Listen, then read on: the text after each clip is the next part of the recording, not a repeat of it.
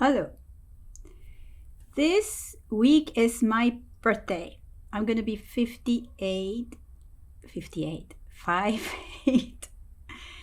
years old. I feel so amazingly grateful with life. I feel so generous. I feel like my life has finally opened up and given me every possible thing that I needed in order to feel wholesome.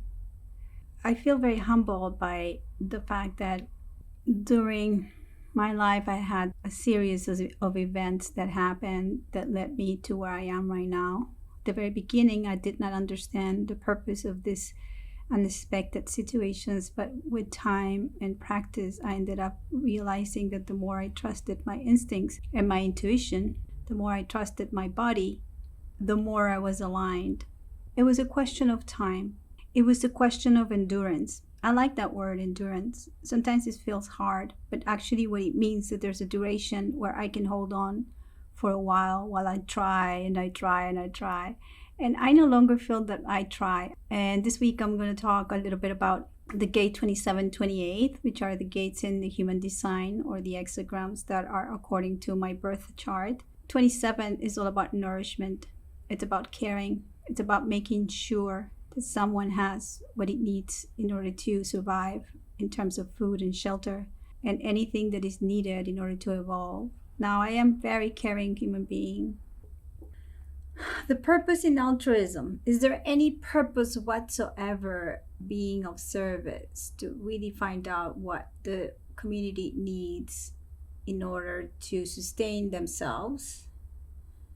I have the capability to be able to offer that kind of care or engagement because I do know what other people need, and I'm ready to risk and to adapt quickly to any situation that is coming from unknown places.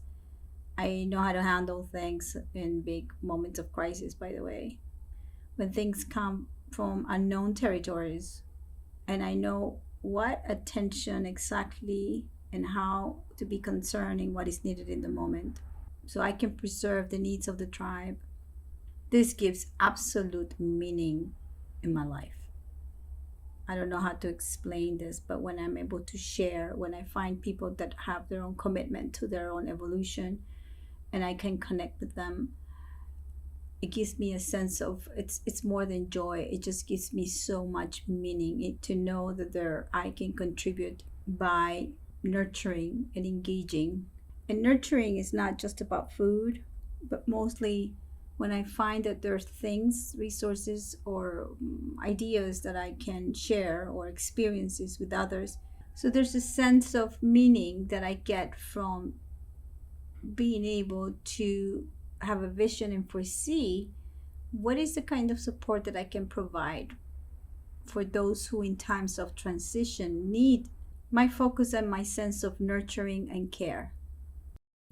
I don't know about you guys, but I have to tell you that it's been probably 3 weeks or even 4. I can't count the time these days. It's like I live from a different realm where time is not measured the same way. It's just like capsules or satellites of states of being where I can just be completely fully immersed in a situation and I'm just contemplating that awareness, and then it dissolves. Maybe when I go to sleep and I wake up, I just come out into a different situation. So it's just see that they're floating around me, but I stop perceiving time in a linear way. So it's been a while that I don't really feel connected to certain parts of my life. It could be that that part of my life has finally been dissolved. It was a period of time where I was still mourning a part of myself that I was no longer relating to. But it was like when like when somebody dies and then you're first in a state of shock, especially when you are not expecting this person to pass. And then there's this moment of like, all of a sudden, you also can become angry about it. And then there's this, the whole feeling moves to to sadness, deep sadness, because you start feeling the void. And then there's a moment of acceptance. And that's when the morning actually takes a different shape. And that's the way I feel right now. It's like I'm in that moment where things are completely in a state of dissolve, and I no longer feel connected to a part of myself that I already said goodbye, I already said thank you, I already became very appreciative of it, but I'm no longer even connected to it. It's not even attached. It's just there's no more connection. So it's like like if I have to compare with something, a whole bunch of hard drives were erased, and now I have empty space for it to be ready, just in case I want to fill the space or not, because that's an option as well. Just to leave it empty is a fantastic option. I feel that this energy has a lot to do with the Jupiter-Neptune conjunction in Pisces, and now that Venus, it's approaching in the next few days. I feel that it's giving so much power, because since I did the Venus retrograde since December, and I was so focused in understanding what my needs were and how I was going to give value to this part of my life. And then Mars came along, and it also conjuncted Venus, and then they met with Pluto. So it was a very intense period since November, December, January, February. So everything has been unfolding in ways that are actually getting ready for this solar eclipse that is happening this weekend. It is fantastic. It's just, I'm so excited about it. I'm probably one of these few people that is so optimistic about this year.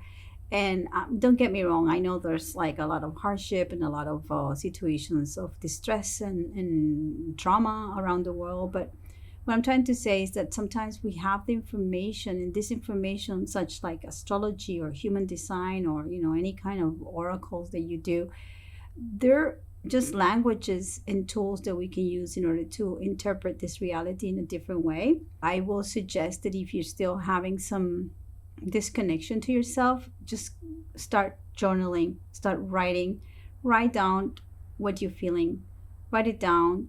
It doesn't matter if it doesn't make sense. It will start making sense with time, because what happens is like you start engaging with your own needs, and you start having a real relationship to yourself, and then you start having a dialogue, an inner dialogue with the person that you are inside, that person who wants to scream and say so many things but is so scared. So I just say, hey, this can happen, and it's such a beautiful practice.